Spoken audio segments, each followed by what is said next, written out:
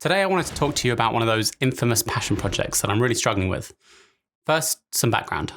In 2018, I travelled out to Umeå, Sweden, to join an old friend of mine since school, Ben, and a new one since starting this journey, Hugo, to document what would be the final year of 6 that they had spent on a journey down one of the last remaining free-flowing rivers in Sweden, on a raft they built themselves from reclaimed pallets and containers they'd salvaged somewhere near the top of it on a whim. Ben had mentioned the project to me a couple years in, and we discussed the idea of making a film out of the expedition, as after the concept was born on their first year out there, it was decided they would return to this place every year until they achieved their goal. Not being able to know what obstacles they may or may not face each year as they made the journey, it was a bit of an unknown how far they'd make it and in what time, what stories may or may not unfold along the way, and of course, when they were likely to happen. What the story of the documentary would tell, other than their A to B journey, was a relative unknown. Maybe the journey itself would be enough, but maybe it wouldn't. With few ideas as to how I could find a story of interest to tell without artificially manipulating their journey, I hoped a clear narrative would reveal itself to me whilst out shooting, but went out there prepped with a long list of questions to talk to the guys to on camera, with the hopes of finding something to hook onto. We did briefly look for funding, but being largely inexperienced in this area and without a producer on board, we were ultimately unsuccessful. As they were already over halfway, and I was struggling with the concept of giving up multiple weeks of paid work over several years, for an idea that may or may not work, we agreed I'd go out to document the final year only. The guys would capture what they could along the way, and I could travel back upriver to meet with any key characters they'd come to know during their journey.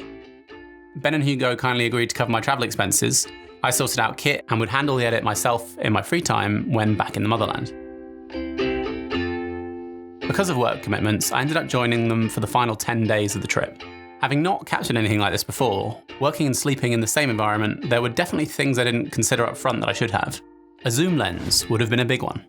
Ordinarily, I love shooting on primes, but I could have saved a lot of time and been ready to capture moments sooner if I'd had fast zoom lens on the camera, rather than switching between my old hybrid set of 35, 52 and 100mm, as well as bringing my SLR anamorphic adapter into the mix when I deemed appropriate.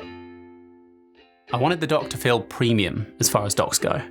That being the reasoning behind the Prime's anamorphic adapter and the larger than today's prosumer gimbals that I lugged on planes, trains and automobiles to get there.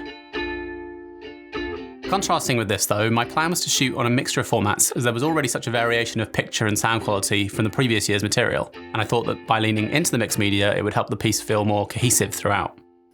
I genuinely really enjoyed the shoot. Sleeping outside under the stars every night without a tent was an incredible experience.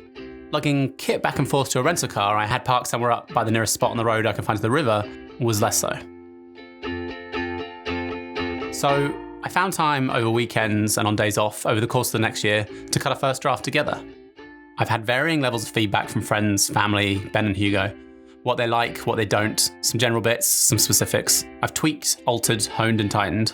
Some drama and excitement did ultimately find its way into my lens, which was great for me from a storytelling perspective, but at the end of the dock, when the guys finally made it, several hundred kilometres down a raging river, over death-defying rapids, making friends and meeting various characters along the way, I can't help but feel that it's a little bit anticlimactic.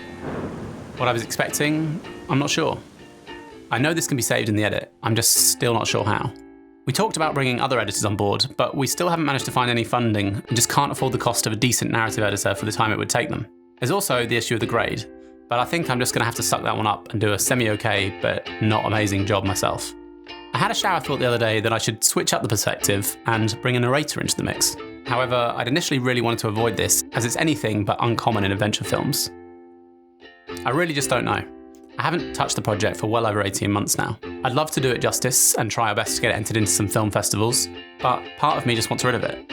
Aside from carving out some free time in amongst work to spend bashing my head against my monitor, I don't know what to do. Any ideas out there? Kind but brutally honest people on the internet? I'd love to know them. Perhaps sharing my ongoing journey with this was of some help or comfort to you. Make sure to subscribe as next week's video turns back to more semi-helpful tips and interesting insider industry knowledge.